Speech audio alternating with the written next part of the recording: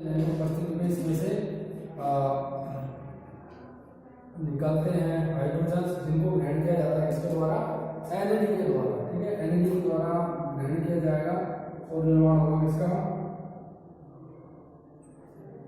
NaDH का। ठीक है, ऑक्सलो सक्सेनिक अम्ल का, ऑक्सलो सक्सेनिक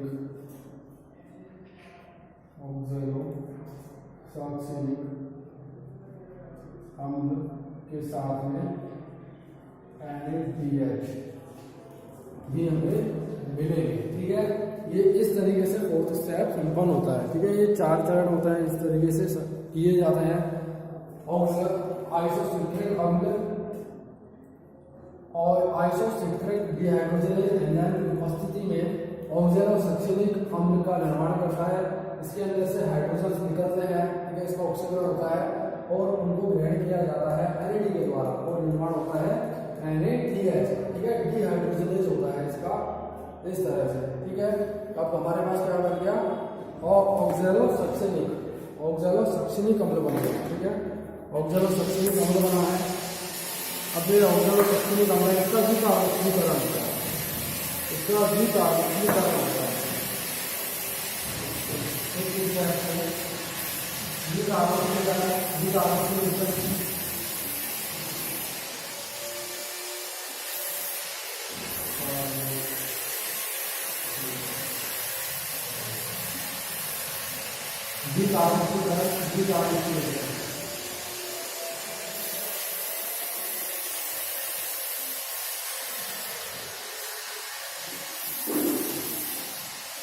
ठीक है, डिकार्बोक्सिलेशन कौन सा रिएक्शन होगा, ऑक्सलो सक्सेनिक अम्ल का,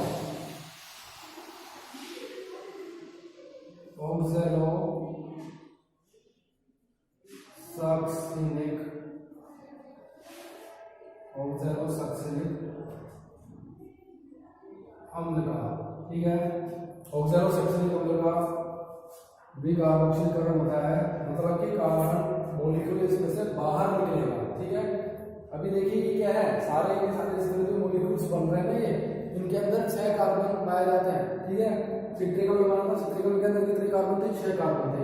अब देखो कहीं पर भी कार्बन अगर बाहर नहीं निकला तो ये जितने भी एसिड्स हमारे पास है वो क्या है, सभी के अंदर 6 कार्बन मॉलिक्यूल्स है। ठीक है, अब फर्स्ट टाइम इसका यहाँ पर क्या हो रहा है, डिकार्बोक्सिलीकरण हो रहा है। ठीक है, डिकार्बोक्सिलेशन होगा इसका यहाँ पर फर्स्ट टाइम, मतलब कार्बन इसके अंदर से बाहर निकलेगा। ठीक है, तो इसके अंदर कार्बन परमाणु की जो संख्या है वो घट जाएगी। ऑक्सलो सक्सेनिक अम्ल का जब कार्बोक्सिलेशन होता है, डिकार्बोक्सिलेशन, तो ये अल्फा कीटोग्लूटारिक अम्ल को फॉर्म करता है, अल्फा कीटोग्लूटारिक अम्ल, अल्फा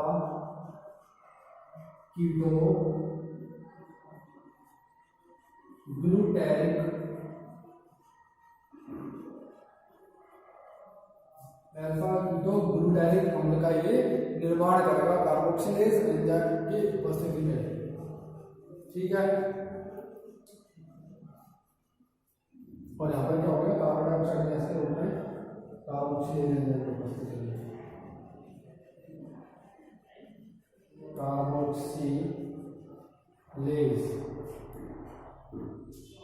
कार्बोक्सिलेज एंजाइम की उपस्थिति में ऑक्सलो सक्सेनिक अम्ल अल्फा कीटोग्लूटारिक अम्ल का निर्माण करता है। तो इसके अंदर से कार्बन का मॉलिक्यूल बाहर निकल जाता है, किसके रूप में, कार्बन डाइऑक्साइड गैस के रूप में। ठीक है, कार्बन डाइऑक्साइड गैस के रूप में इसमें से बाहर निकल जाता है। आप देखिए ये कितने थे, 6 कार्बन मॉलिक्यूल्स था, इसके अंदर 6 कार्बन मॉलिक्यूल्स था, एक बाहर निकलेगा कार्बन डाइऑक्साइड गैस के रूप में। तो यहाँ पर इसके अंदर कितना रहेंगे, 5 कार्बन।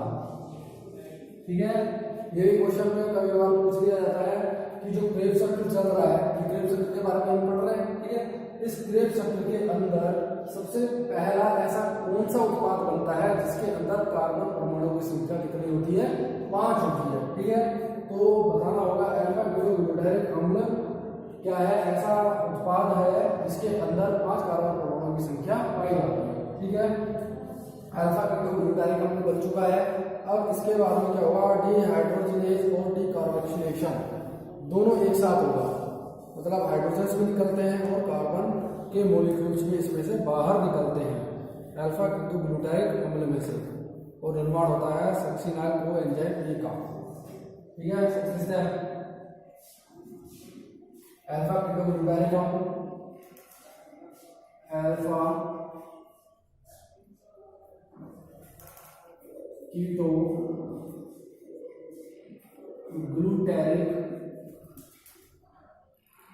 कीटोग्लूटारिक अम्ल। ठीक है, अल्फा कीटोग्लूटारिक अम्ल में से हमें इसका क्या करना है, डीकार्बोक्सिलेशन भी करना है और डिहाइड्रोजनेशन भी करना है। डिहाइड्रोजनेशन भी करना है और डीकार्बोक्सिलेशन, कार्बन के मॉलिक्यूल्स को इसमें से बाहर निकालना है और हाइड्रोजन के मॉलिक्यूल्स को इसमें से बाहर निकालना है, दोनों ही प्रक्रिया होगी। ठीक है, ये जो कार्बोक्सिलेशन था वो क्या था, फर्स्ट था। अब क्या होगा, दोबारा होगा डीकार्बोक्सिलेशन सेकंड, ठीक है, और डिहाइड्रोजनेशन भी होगा। एक डिहाइड्रोजनेशन यहाँ पे हुआ था, एक बार हाइड्रोजन यहाँ पर निकला, तो ये क्या था, फर्स्ट था। समझ में आ रहा है ना, डिहाइड्रोजनेशन हुआ था, हाइड्रोजन बाहर निकले थे, इसमें से क्या हुआ था, कार्बन मॉलिक्यूल्स के बाहर, कार्बन मॉलिक्यूल्स बाहर निकले थे कार्बन डाइऑक्साइड गैस के रूप में। ठीक है, अब जो सिक्स्थ स्टेप है, इस सिक्स्थ स्टेप में दोनों प्रक्रम एक साथ होंगे, डिहाइड्रोजनेशन भी होगा और डीकार्बोक्सिलेशन भी होगा, डीकार्बोक्सिलेशन भी होगा, हाइड्रोजन भी निकलेंगे और कार्बन भी निकलेगा इसके अंदर से, अल्फा कीटोग्लूटारिक अम्ल में से। ठीक है, जो हाइड्रोजन निकलेंगे उनको ग्रहण किया जाएगा एनएडी के द्वारा। ठीक है, जो इनके अंदर से कार्बन निकलेंगे उनको ग्रहण किया जाएगा एनएडी के द्वारा और निर्माण होगा NaDH का। ठीक है, और कार्बन का जो मॉलिक्यूल्स निकलेंगे वो किसके रूप में निकलेंगे, कार्बन डाइऑक्साइड गैस के रूप में। ठीक है, तो अल्फा कीटोग्लूटारिक अम्ल किसका निर्माण करेगा, सक्सिनाइल कोएंजाइम।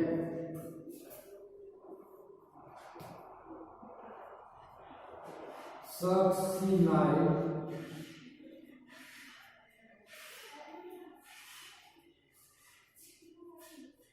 कोएंजाइम। ठीक है, सक्सिनाइल कोएंजाइम का यहाँ पर निर्माण होगा और साथ ही क्या निकलेगा, कार्बन गैस निकल जाएगी, कार्बन डाइऑक्साइड गैस, और NaDH का भी निर्माण हो जाएगा। ठीक है, क्लियर है, समझ में आ रहा है।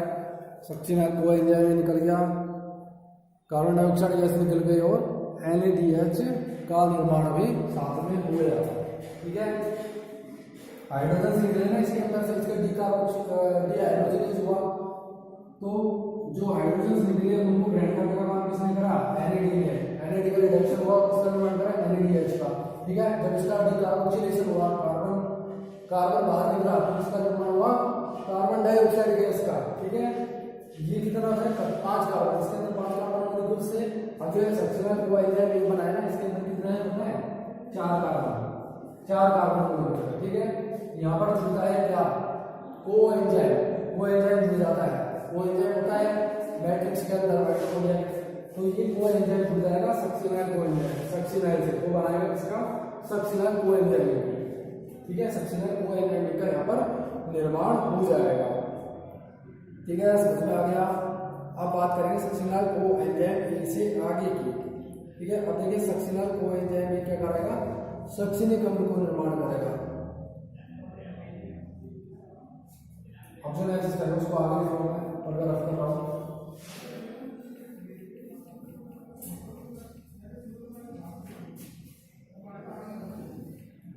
ठीक है,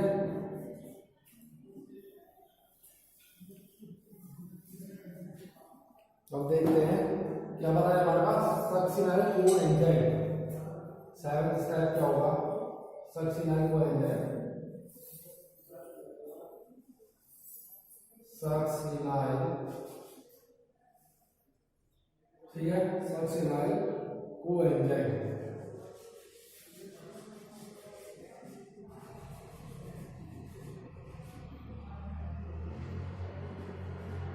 सक्सिनाइल कोएंजाइम हो गया, वहां से ले लिया। ठीक है, अब इसके अंदर से क्या होता है, जो ये कोएंजाइम ए होता है ये बाहर निकल जाता है और किसका निर्माण करता है, सक्सिनिक अम्ल का, सक्सिनिक अम्ल का ये निर्माण करता है। सक्सिनिक अम्ल का ये निर्माण करता है, सक्सेनिक अम्ल का, और एक निर्माण करता है जीटीपी का, ठीक है। सक्सेनर वो एंजाइम ए के अंदर से वो एंजाइम है ना, ये वो एंजाइम बाहर निकल जाता है, ठीक है, वो एंजाइम अलग हो जाता है और शेष क्या रह जाता है, सक्सेनिक अम्ल शेष रह जाता है, ठीक है, सक्सेनिक अम्ल शेष रह जाता है और साथ में क्या बनता है, एक जीटीपी बनता है, ठीक है, एक जीटीपी भी साथ में बन जाता है। अब जो नेक्स्ट स्टेप डाइवर्शन क्या होगा, इसका वापस से डिहाइड्रोजनीकरण होता है, मतलब कि इसके अंदर से हाइड्रोजन निकलते हैं, ठीक है। 8th स्टेप होगा, 8th स्टेप में क्या आएगा, सक्सेनिक अम्ल। 8th स्टेप में देखते हैं क्या होता है, सक्सेनिक अम्ल बना हमारे पास सक्सेनिक, ठीक है, सक्सेनिक अम्ल। देखिए अब इसका क्या होगा, डिहाइड्रोजनेज होगा इसका,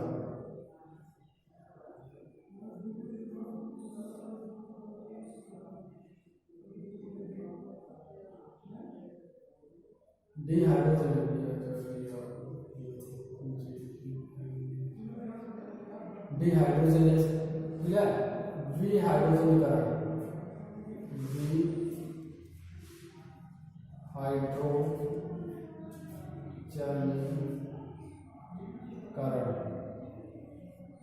मतलब हाइड्रोजन बाहर निकलेंगे, ठीक है, और बाहर जब निकलेंगे तो उनको ग्रहण करने का काम कौन करेगा, यहाँ पर FAD, NAD नहीं करेगा, यहाँ पर क्या करेगा, FAD करेगा, फ्लेविन एडेनिन डाइन्यूक्लियोटाइड, ठीक है, इसकी फुल फॉर्म है फ्लेविन एडेनिन डाइन्यूक्लियोटाइड, ठीक है।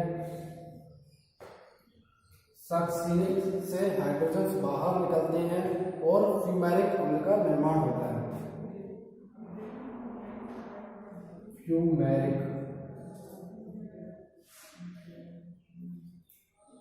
फ्यूमेरिक अम्ल का निर्माण होता है और साथ में बनता है FADH, ठीक है, FADH साथ में बनता है। सक्सेनिक अम्ल से जब हाइड्रोजन बाहर निकलते हैं, इसका क्या होता है, डिहाइड्रोजनीकरण होता है, ठीक है, हाइड्रोजन बाहर निकलते हैं, सक्सेनिक डिहाइड्रोजनेज एंजाइम का उपस्थित है, सक्सेनिक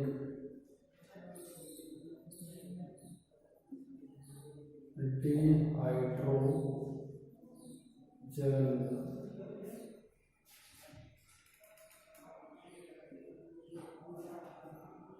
एंजाइम की उपस्थिति में इसके अंदर से हाइड्रोजन निकलते हैं, उनको ग्रहण किया जाता है FAD के द्वारा, फ्लेविन एडेनिन डाइन्यूक्लियोटाइड इसकी फुल फॉर्म है, और फ्यूमेरिक अम्ल का निर्माण होता है, ठीक है। अब देखिए जो ये FAD से FADH बना है, ये FADH भी क्या करता है, ATP का निर्माण करता है, जैसे NADH निर्माण करता है,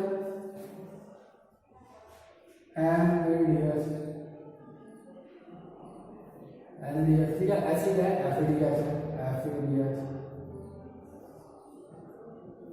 ऊपर वाली की फुल फॉर्म होती है निकोटीन एडेनिन डाइन्यूक्लियोटाइड, इसकी होती है फ्लेविन एडेनिन डाइन्यूक्लियोटाइड, ठीक है।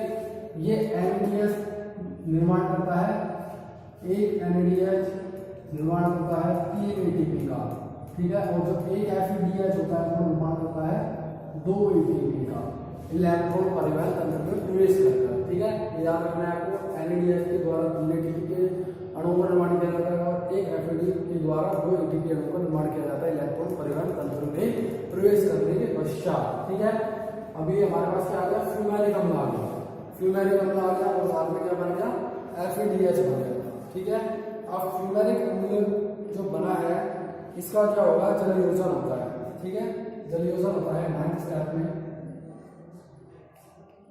हाइड्रोजनीकरण हो गया, इसका हाइड्रेट होता है, ठीक है, इसका जलयोजन होता है, हाइड्रेशन होता है,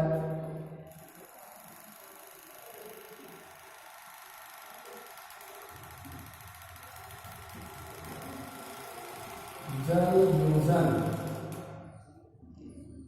ठीक है, जलयोजन होगा 9th स्टेप में।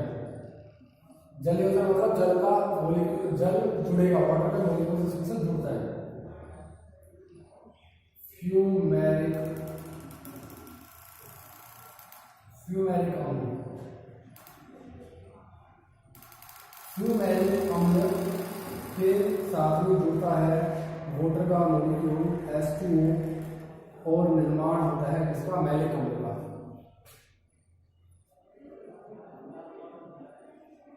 मैलिक अम्ल का निर्माण हो जाता है फ्यूमेरेज एंजाइम की उपस्थिति में।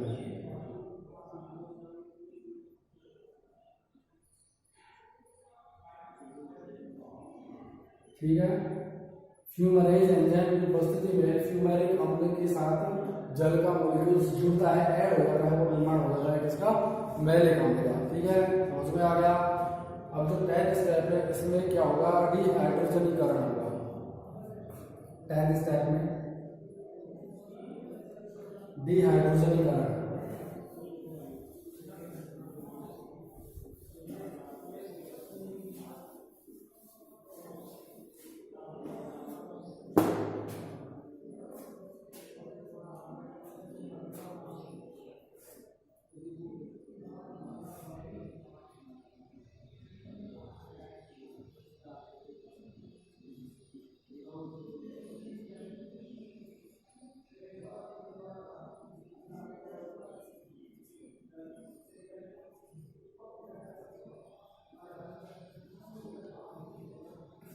ठीक है, डिहाइड्रोजनीकरण होगा। मैलिक अम्ल है, मैलिक एसिड अम्ल,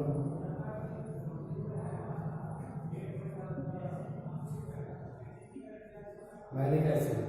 ठीक है, मैलिक अम्ल या फिर मैलिक एसिड। अब जो मैलिक एसिड होता है ये इसका डिहाइड्रोजनीकरण होगा। ठीक है, मैलिक डिहाइड्रोजनेज एंजाइम के उपस्थिति में और ऑक्सलो एसिटिक अम्ल, ऑक्सलो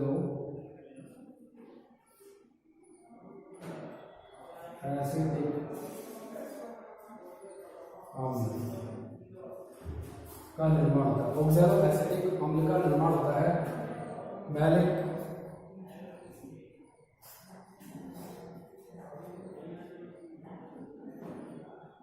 डिहाइड्रोजिनेज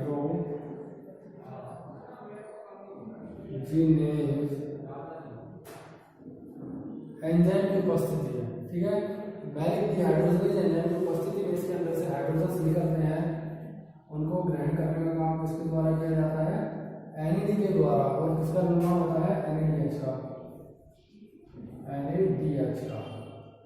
ठीक है, NADH का निर्माण हो जाता है इस तरीके से। देखिए ये मैलिक अम्ल है, ये मैलिक अम्ल मैलिक डिहाइड्रोजनेज एंजाइम की उपस्थिति में ऑक्सलो एसिटिक अम्ल का निर्माण करता है। ठीक है, देखिए अब जो ये चल रहा है ना, ये इसके अंदर क्या है, 4 कार्बन मॉलिक्यूल्स है सेल के अंदर, 4 कार्बन। ठीक है, इसके अंदर भी कितना होगा, 4 कार्बन होगा, 4 कार्बन। ऑक्सलो एसिटिक अम्ल याद आ रहा है, सबसे पहला जो स्टेप हमने पढ़ा था इस प्रक्रम को, जब हमने स्टार्ट किया था, इस प्रोसेस को स्टार्ट किया था सबसे पहला, उसके अंदर क्या हमारे ये प्रक्रम जो स्टार्ट होता है वो कहाँ से होता है, एसिटाइल कोएंजाइम से स्टार्ट होता है। पाइरुविक अम्ल किसका निर्माण करता है, एसिटाइल कोएंजाइम का। एसिटाइल कोएंजाइम के अंदर 2 मॉलिक्यूल्स होता है। ठीक है, वो किसके साथ जुड़ता है, ऑक्सलो एसिटिक अम्ल, इसी के साथ तो जुड़ा था वो ऑक्सलो एसिटिक अम्ल। ये लास्ट स्टेप है इस साइकिल का। देखो ये अलग से बताओ ना, जो ये पाइरुविक अम्ल था, पाइरुविक अम्ल,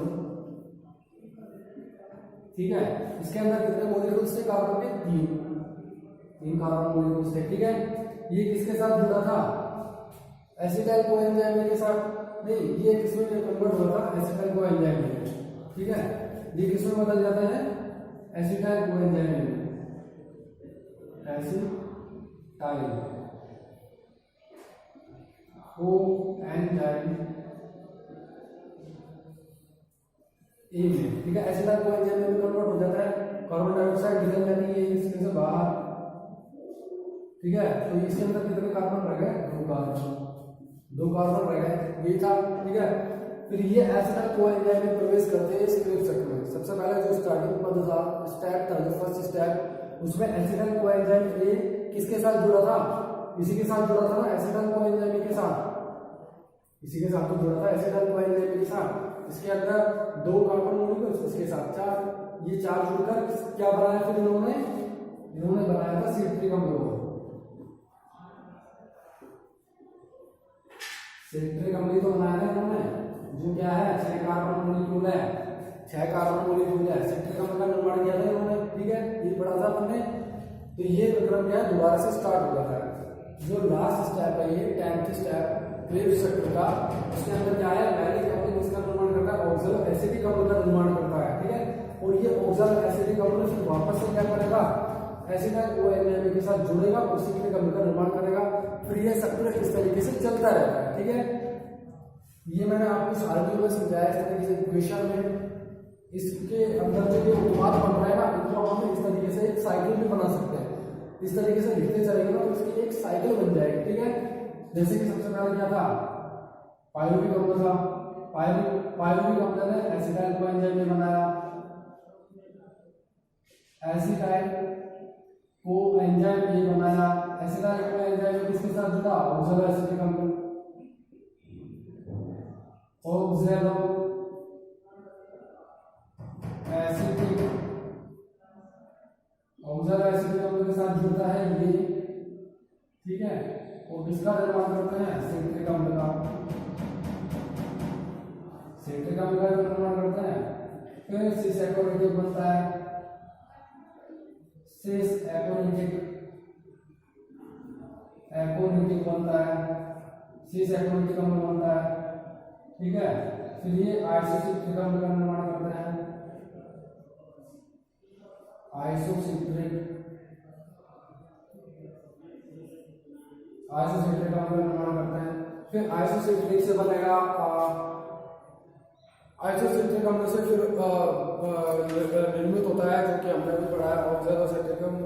आइसोसिट्रिक से ऑक्सैलो सक्सिनिक अम्ल बनता है, ऑक्सैलो सक्सिनिक अम्ल,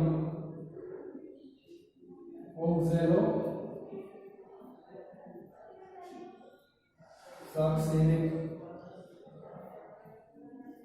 अम्ल। ठीक है, ऑक्सैलो सक्सिनिक अम्ल बनेगा। फिर ये निर्माण करेगा ऑक्सैलो सक्सिनिक जो अम्ल बना है, ये ऑक्सैलो सक्सिनिक अम्ल अल्फा कीटोग्लूटारिक अम्ल का निर्माण करता है, अल्फा कीटोग्लूटारिक अम्ल, अल्फा कीटोग्लूटारिक। ठीक है, अल्फा कीटोग्लूटारिक अम्ल का निर्माण करता है।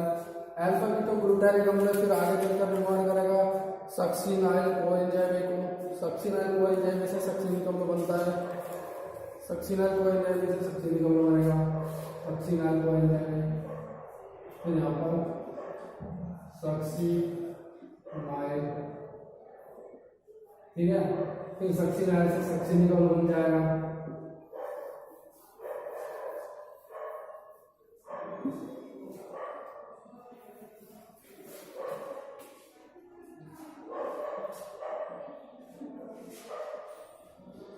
सक्सिनाइल सक्सिनिक अम्ल बनेगा,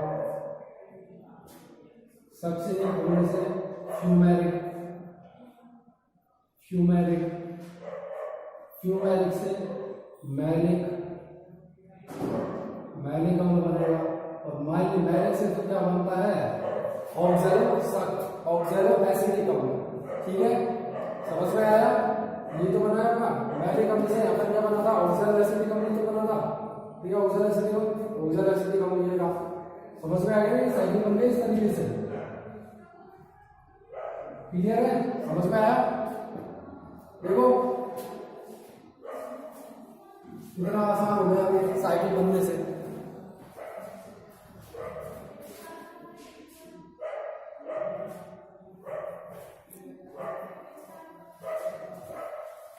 पायरुविक अम्ल था,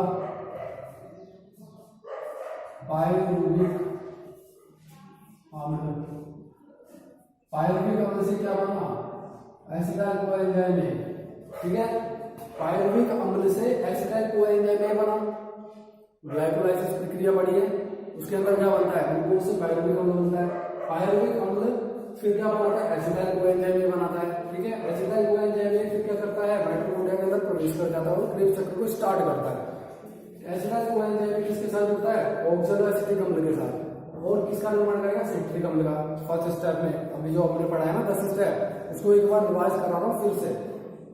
ऑक्सैलो एसिटिक अम्ल के साथ एसिटाइल कोएंजाइम जुड़ता है, इसके अंदर होते हैं 2 कार्बन और इसके अंदर होते हैं 4 कार्बन। तो ये क्या बनाया, 6 कार्बन। ठीक है, सिट्रिक अम्ल क्या बनाएगा, सिस एकोनिटिक अम्ल बनाएगा, सिस एकोनिटिक अम्ल बनाएगा। फिर ये सिस एकोनिटिक अम्ल क्या बनाता है, आइसोसिट्रिक अम्ल बनाता है। ठीक है, आइसोसिट्रिक अम्ल से क्या बनेगा, ऑक्सैलोसक्सेनिक अम्ल। ऑक्सैलोसक्सेनिक एसिड बनता है। ये ऑक्सैलोसक्सेनिक अम्ल फिर क्या बनाता है, इसका क्या होता है, डिकार्बोक्सिलेशन होता है। इसमें से कार्बन डाइऑक्साइड गैस बाहर निकलती है। और कौन से एंजाइम बीच में काम में आ रहे हैं वो मैं आपको लिखा चुका हूँ। ठीक है, अभी मैं एक चक्र बना रहा हूँ, साइकिल बना के आपको फिर से समझा रहा हूँ एक तरीके से। ठीक है, ऑक्सैलोसक्सेनिक अम्ल के अंदर से इसका डिकार्बोक्सिलेशन होता है, कार्बन डाइऑक्साइड गैस के रूप में कार्बन का एक मॉलिक्यूल बाहर निकल जाएगा। तो यहाँ पर जो अल्फा कीटोग्लूटारिक अम्ल बना है, इसके अंदर कितने मॉलिक्यूल्स रहेंगे कार्बन के, 5। यहाँ पर देखो 6 कार्बन मॉलिक्यूल्स थे, तो इसके अंदर अभी तक 6 कार्बन चल रहा है यहाँ पे। ठीक है, एक कार्बन निकल गया कार्बन डाइऑक्साइड गैस के रूप में, 5 कार्बन रह गए अल्फा कीटोग्लूटारिक अम्ल। अब ये बनाता है सक्सिनाइल एंजाइम। ठीक है, सक्सिनाइल कोएंजाइम, सक्सिनाइल कोएंजाइम बनाता है। इसके अंदर से कोएंजाइम ये हट जाता है और बनाया जाता है सक्सिनिक अम्ल। ठीक है, सक्सिनिक अम्ल बनेगा। ये सक्सिनिक अम्ल बनाएगा फ्यूमेरिक अम्ल को, फ्यूमेरिक अम्ल बनाता है मैलिक अम्ल को, मैलिक अम्ल बनाता है ऑक्सैलो एसिटिक अम्ल। समझ में आ गया, ऑक्सैलो एसिटिक अम्ल। अब देखो वापस से मैलिक अम्ल में क्या बना है, ऑक्सैलो एसिटिक अम्ल। और ये ऑक्सैलो एसिटिक अम्ल वापस से क्या करेगा, एसिटाइल कोएंजाइम के साथ वो जुड़ जाएगा और सिट्रिक अम्ल का निर्माण करेगा। इसी तरीके से ये साइकिल जो है ये चलती रहती है। ठीक है, इसी तरीके से साइकिल चलती रहती है। ऐसा थोड़ी ना है माइटोकॉन्ड्रिया के अंदर केवल एक ही एसिटाइल कोएंजाइम है का एक ही अणु है, और भी तो अणु होंगे ना। तो वो दूसरा अणु फिर ऑक्सैलो एसिटिक अम्ल के दूसरे अणु के साथ में जुड़ेगा यहाँ पर। ठीक है, जुड़कर फिर सिट्रिक अम्ल का निर्माण करेगा। इसी तरीके से ये चलते रहता है। ठीक है, पायरुविक अम्ल के अणु कितने हैं, यहाँ पर 2 है, 2 है ना पायरुविक अम्ल के अणु यहाँ पर अपने पास में। ठीक है, तो एसिटाइल कोएंजाइम के लिए कितने अणु बनेंगे, 2 ही अणु बनेंगे। ठीक है, और ये जब एसिटाइल कोएंजाइम के 2 अणु है तो जो एक साइकिल चल रही है, जो एक क्रेब्स चक्र चलेगा वो भी कितनी बार चलेगा, 2 बार चलेगा। समझ में आ गया, 2 बार चलेगा, 2 बार चलेगा। और एक साइकिल के अंदर कितने एटीपी के अणु बनते हैं, 12 अणु। तो 2 के अंदर कितने बनेंगे, 24, 12 गुना 24। समझ में आ गया ना, 24 अणु एटीपी के यहाँ पे हमको प्राप्त होते हैं क्रेब्स चक्र से, एटीपी से। ठीक है, 24 8 6 38।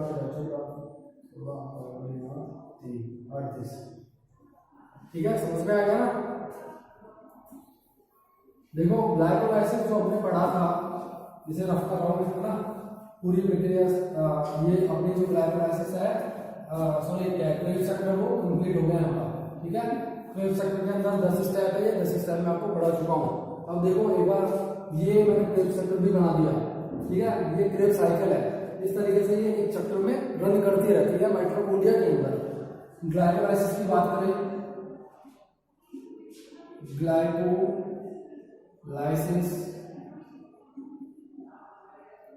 बताइए ग्लाइकोलाइसिस में क्या हुआ था। ग्लाइकोलाइसिस में पायरुविक अम्ल के 2 अणु बने थे ग्लूकोज से, और एटीपी के 8 अणु बने थे, 8 अणु एटीपी के बने थे।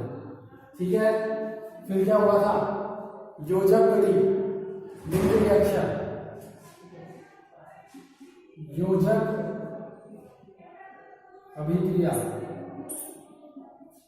या लिंक रिएक्शन,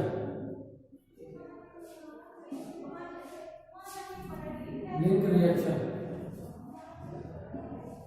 ठीक है, लिंक रिएक्शन हुई थी। इसके अंदर क्या हुआ था, पायरुविक अम्ल यहाँ पे बन पायरुविक अम्ल से एसिटाइल कोएंजाइम ये बना था, उसके बीच में उसका ऑक्सीजन की उपस्थिति में डिकार्बोक्सिलेशन हुआ था, ऑक्सीडेटिव डिकार्बोक्सिलेशन हुआ था। तो NADH के 2 अणु बने थे, और एक NADH कितने अणु बनाता है एटीपी के, 3। तो 2 से कितने बनेंगे, 6 एटीपी के अणु यहाँ पे मिले थे हमें। ठीक है, अब इसके बाद में क्या हुआ था, क्रेब्स चक्र, फर्स्ट सेकेंड थर्ड क्या है, क्रेब्स चक्र, जो अभी पढ़ के हटे हैं हम। ठीक है, क्रेब्स चक्र। क्रेब्स चक्र के अंदर देखिए जीव चक्र में दो एसिटाइल कोएंजाइम एक अणु बने हमारे पास। एक एसिटाइल कोएंजाइम ए जब इसमें चलता है प्रवेश करता है तो क्रेब्स चक्र। अब जो मैंने आपको क्रेब्स चक्र पढ़ाया है बीच बीच में मैंने आपको बताया है कि NADH के अणु कहाँ बन रहे हैं, ATP के अणु भी बनते हैं कहीं पर, ठीक है, और GTP बनता है, ठीक है, GTP बनता है, ठीक है। तो जब ऐसे काउंट करोगे ना आप तो 3 तो बनते हैं NADH, 3 NADH BH, एक FAD बना था शायद ना, एक FADH बना था और एक GTP बना था, GTP 3 3 9, इससे 2 बनता है 10 11 और एक 11 ATP 9 10 11 12। समझ रहे हैं आप? जो ये क्रेब्स चक्र चला है एक क्रेब्स चक्र जब चलता है तो 3 NADH के अणु बनते हैं, ठीक है। एक क्रेब्स चक्र के अंदर 3 NADH के अणु बनते हैं। एक NADH अणु कितने ATP का बनाता है? 3 का। तो 3 कितने बनाएगा? 9 का, 9 ATP को बनाएगा। एक FADH बना था और एक FADH कितने ATP अणु को बनाता है? 2 को। एक बना था GTP, एक GTP से बनता है एक ATP, ठीक है। तो टोटल कितने ATP बन गए? 9 10 11 12 ATP बन गए ना। एक बार जब ये क्रेब्स चक्र चलता है तो 12 ATP के अणु बनते हैं और ये क्रेब्स चक्र कितनी बार चलेगा? 2 बार चलेगा। क्यों चलेगा 2 बार? क्योंकि ग्लूकोज के एक अणु ने क्या बनाया था? 2 पाइरुविक अम्ल बनाए थे और 2 पाइरुविक अम्ल से 2 ही क्या बने हमारे पास? एसिटाइल कोएंजाइम ये बना है। 2 एसिटाइल कोएंजाइम ये बना है। जो चक्र चला है ये कितनी बार चलेगा? 2 बार चलेगा। देखिए ग्लूकोज के एक अणु की बात हो रही है। जब ग्लूकोज का एक अणु का अपचयन होता है, ऑक्सीकरण होता है, ठीक है, ग्लूकोज के एक अणु का ऑक्सीकरण होता है तो ग्लाइकोलाइसिस प्रक्रम में ग्लूकोज के एक अणु से 2 पाइरुविक अम्ल बनता है। 2 पाइरुविक अम्ल से 2 एसिटाइल कोएंजाइम बनता है। अब तो 2 एसिटाइल कोएंजाइम को प्रवेश करेंगे तो 2 ही बार क्या होगी? ये क्रेब्स चक्र चलेगा 2 बार, ठीक है। और एक बार जब ये क्रेब्स चक्र चलता है तो 3 तो NADH बनता है, एक FAD बनता है, एक GTP बनता है। तो इस तरीके से कितने बने? 12 ATP बने। एक बार जब ये चक्र चल रहा है तो 12 ATP बने। 2 बार चलेगा तो कितने बनेंगे? 12 गुना 24 ATP बनेंगे, ठीक है। तो क्रेब्स चक्र का जो उत्पाद हो गया, जो प्रोडक्शन हो गया, तो कितने का हो गया? 24 ATP। 24 ATP समझ में आ रहा है? 24 ATP हमको क्रेब्स चक्र से प्राप्त हुए। अब टोटल कर लीजिए, टोटल करो काउंट कितने हो गए? 24 और 6 30 30 30 और 8 38 ATP मिल गया ना। 38 ATP केवल ग्लूकोज के एक अणु से। समझ में आ रहा है? मोलिक्यूल ऑफ ग्लूकोज, ठीक है। ग्लूकोज के एक अणु का जब पूर्ण ऑक्सीकरण होता है, कंप्लीट